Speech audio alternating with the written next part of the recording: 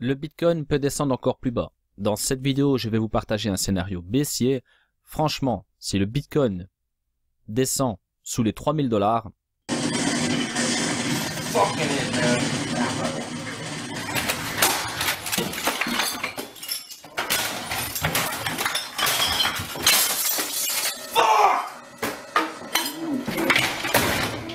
non, allez, je déconne. Allez, on reste calme et zen. Dans le cas d'un retournement de tendance, je vous dirai à quel niveau il est intéressant de passer en mode acheteur avec un risque minimum. Comme d'habitude, pour les plus agressifs, il y a bien sûr des points d'entrée plus tôt. Je vais parler aussi d'Omisego qui a décidé de sauter en parachute. Comme je vous l'ai dit de nombreuses fois dans mes vidéos précédentes, le support de 3000 $ est très costaud. Comme vous pouvez le constater dans ce graphique, avec 3 points de contact très importants en 2017. Je vous ai dit aussi dans ma vidéo précédente que je pensais que le Bitcoin avait touché le fond ou presque, pour plusieurs raisons en lien avec le RSI en weekly et mensuel, la moyenne mobile 200 en weekly, etc., etc. Mais comme je suis très objectif et que je suis conscient que le marché aura toujours le dernier mot, je trouve intéressant aussi de vous partager un scénario baissier qui est loin d'être farfelu. Je trouve ça vraiment très intéressant de vous partager un scénario haussier et baissier. C'est à vous de me dire en commentaire quel est le scénario le plus pertinent, car au final, c'est vous qui tranchez, c'est vous qui prenez la décision finale. Allez, c'est parti. Donc Bitcoin à la journée sur Coinbase contre le dollar. Bien sûr, le support de 5800 $ que vous voyez ici en pointillé nous a permis plusieurs fois d'être largement gagnant en étant acheteur même en 2018. L'oblique a été notre repère toute l'année, cet oblique que vous voyez ici, a été notre repère toute l'année et je pense qu'il est intéressant de continuer à la surveiller. Je vous explique.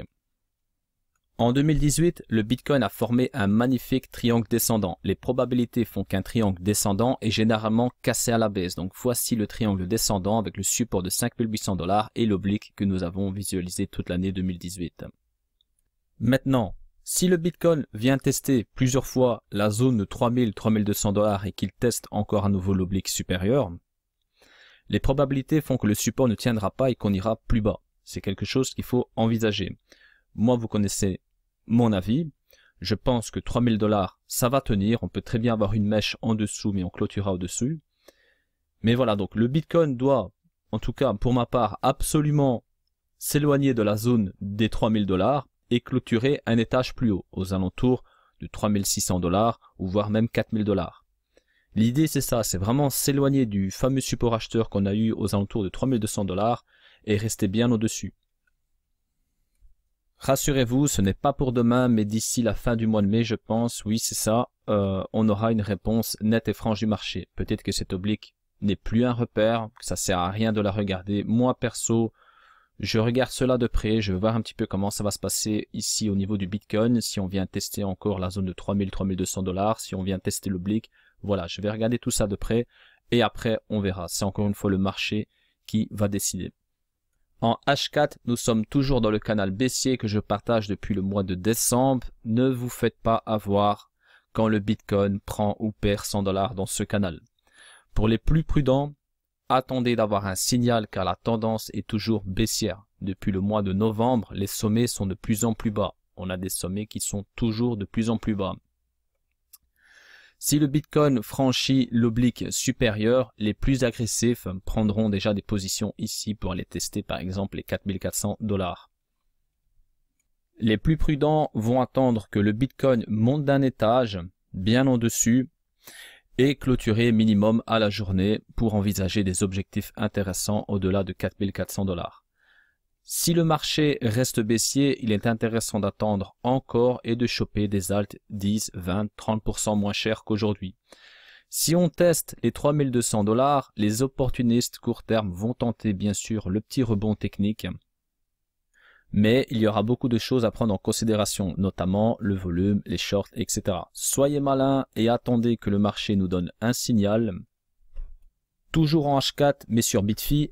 Petit biseau descendant sous l'oblique supérieur. Les plus agressifs vont bien sûr tenter des prises de position ici, quelque part, si on a une cassure du biseau, avec objectif de tester à nouveau l'oblique supérieur, c'est pas impossible. Théoriquement, les biseaux descendants sont cassés à la hausse. Perso, moi je trouve qu'il n'est pas très pertinent, donc à voir en cas de test quelque part ici, voir sur un petit rebond ou pas pour aller chercher l'oblique et éventuellement la franchir et peut-être, oui, tester l'oblique supérieur. Donc ça, savoir par la suite. C'est pas impossible non plus. Donc on remarque aussi une légère divergence sur le RSI en H4. Je retourne à la journée sur Bitfinex, même si elle s'est fait attendre, la divergence que j'ai partagée en décembre m'a permis de faire de beaux bénéfices sur du court. Comme vous pouvez le voir, on avait une très grosse divergence qui a été partagée de nombreuses fois dans le groupe et également sur YouTube. On a eu un beau petit rebond, mais toujours été le sommet a à peine égalé le précédent. Tant que nous sommes dans cette zone, il est très risqué d'envisager un retournement de tendance. Les sommets ont été de plus en plus bas, la tendance est toujours baissière depuis la cassure du support de 5800 $. Soyez prudents, on peut encore aller plus bas, c'est pas impossible. Attendez qu'on ait une clôture ici au-dessus, par exemple les 4400 $, et qu'on commence à avoir des petits rebonds techniques au-dessus pour envisager des objectifs un peu plus hauts. Perso, si je devais rentrer dans le marché maintenant et que je vois ce graphe, j'attendrai soit une cassure à la baisse ou à la hausse. Si on casse à la baisse, je vais attendre qu'une structure se forme en dessous pour envisager des positions d'achat. Si le Bitcoin casse à la hausse, je vais tenter de prendre des positions à l'achat avec des objectifs très intéressants sans oublier l'oblique que j'ai partagé dans mon premier graphique en début de vidéo.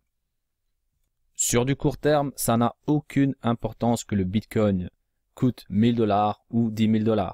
Car si le Bitcoin passe de 1000 $ à 1100 $, je gagne 10%. Si le Bitcoin passe de 10 000 $ à 11 000 $, je gagne également 10%. Certains vont vous dire, moi j'attends les 1800, les 1200 ou même les 500 $ ou encore plus bas. Là où on est tous d'accord, je pense à quelques exceptions, c'est qu'on y croit tous à une prochaine vague haussière. La question qu'on se pose tous, c'est quand et aussi où est le bottom exactement. D'ailleurs, je vous pose une petite question vite fait. Donc, où vous pensez que le Bitcoin va s'arrêter? Donc, où est le bottom? Quel est le prix le plus bas que le Bitcoin pourrait avoir en 2019 par exemple? Donc, donnez-moi votre avis. Votre avis est le bienvenu. On discutera en commentaire avec la communauté, etc. Je passe maintenant à Omisego. Ce n'est pas un cas unique, mais Omisego n'a plus de support. J'espère que l'équipe d'Omisego n'a pas acheté des parachutes bon marché car ça commence à faire très mal. Alors, formation d'un triangle descendant, vous voyez ici, ça c'était le support le plus bas contre le Bitcoin d'Omisego, c'était en décembre 2017. L'Omisego était descendu très bas contre le Bitcoin.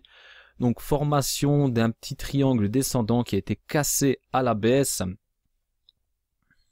Plus bas, deuxième formation d'un triangle descendant avec la même oblique, support testé plusieurs fois et cassé à la baisse. Actuellement, Omisego est à son plus bas historique contre le Bitcoin. Il est impossible d'envisager quoi que ce soit pour l'instant. Il faut attendre minimum une structure ou un support acheteur pour envisager de prendre des positions ici sur Omisego. Il faut être patient. Quand une crypto n'a plus de support, comme dans le cas d'Omisego, c'est impossible de dire voilà ça va s'arrêter ici ou ici. On peut tracer des obliques, on peut essayer d'aller le chercher, mais voilà, c'est assez délicat. Je pense que là, il faut vraiment soit attendre de clôturer au-dessus le support d'Omisego et de prendre des positions d'achat sur du court, ou alors attendre qu'on ait une belle structure ici avec un support qui est répété au moins une fois plus bas pour envisager là aussi de prendre des positions sur du court. Donc là, il n'y a rien, on est dans le vide. Ça sert à rien d'envisager quoi que ce soit. Maintenant, pour du buy and hold, les personnes qui croient au projet Omisego, c'est autre chose. Donc bien sûr, Omisego est un projet très sérieux, avec une équipe très sérieuse. Voilà, c'est vraiment quelque chose d'assez lourd dans le top 100. Mais voilà, donc pour l'instant, d'un point de vue technique, il faut rester prudent avec Omisego. Ce que vous devez savoir, c'est que hormis le côté technique, il y a beaucoup d'investisseurs qui perdent patience et se découragent. Même les plus beaux projets ont du mal à rassurer leur communauté car les gros objectifs mentionnés dans les plans de route sont souvent retardés.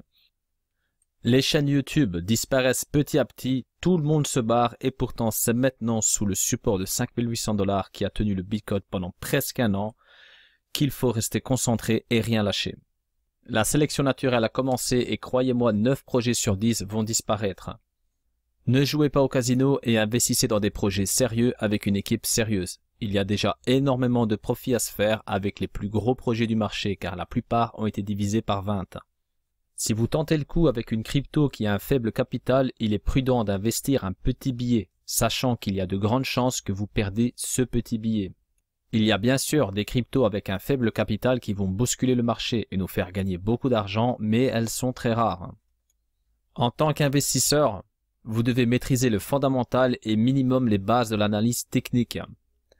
Faites attention et investissez dans des projets qui vont être réellement utilisés. Si un projet propose la même chose qu'Ethereum par exemple, ça ne vaut pas la peine.